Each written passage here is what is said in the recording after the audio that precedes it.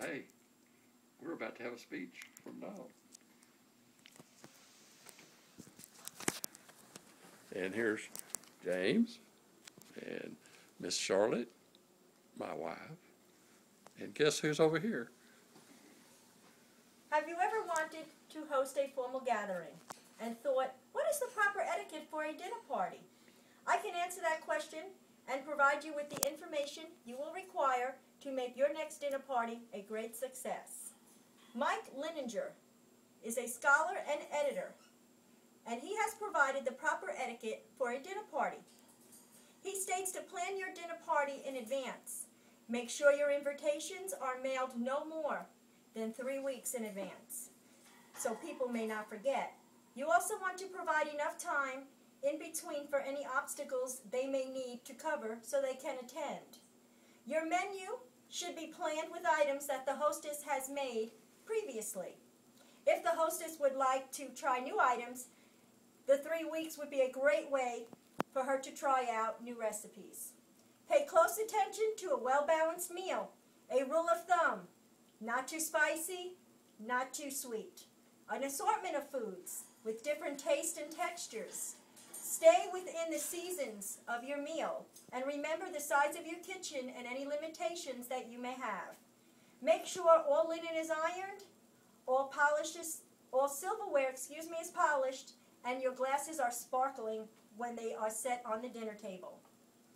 Make sure you have prepared a fallback plan in case something does not cook properly.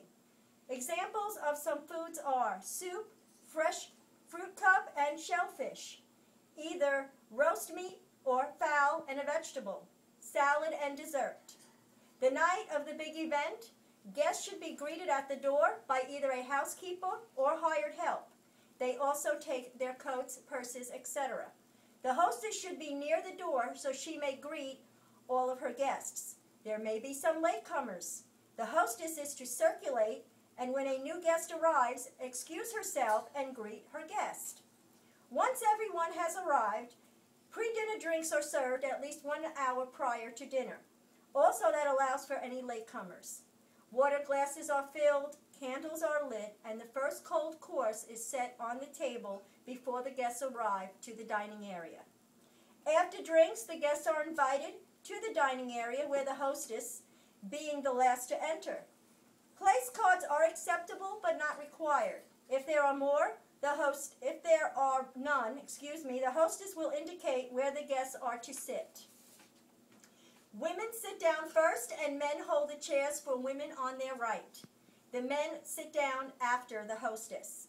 Now, the food being dished out, the female guest of honor is always served each dish first. Whether or not service help is required, it goes counterclockwise. Host gets served last. Plates are served from the guest's left and removed from the right.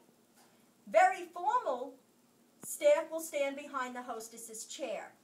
The table setup is made by the order of the food being served. The bread plate, left corner.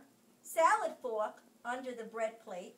Dinner fork, next to the salad fork.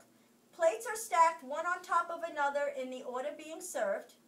Your dessert fork over your dinner plate. Your spoon over your dessert fork. Water glass and wine glass, top right corner. Knife closest to the dinner plate, facing in. Soup spoon next to the knife. After dinner drinks can be served, the discretion is up to the hostess. Guests tend to leave on their own with regards to the time and other factors in their lives. The housekeeper or other temporary help will provide all guests with their coats, purses, etc. Also, once people are ready to leave, they are usually escorted by either the housekeeper or hired help. Along with the answers to the questions at the beginning of this speech, I also provided you with a step-by-step arrangement of how and where certain items should be started and completed. As Oscar Wilde once said, "The world was my oyster, but I used the wrong fork." Thank you.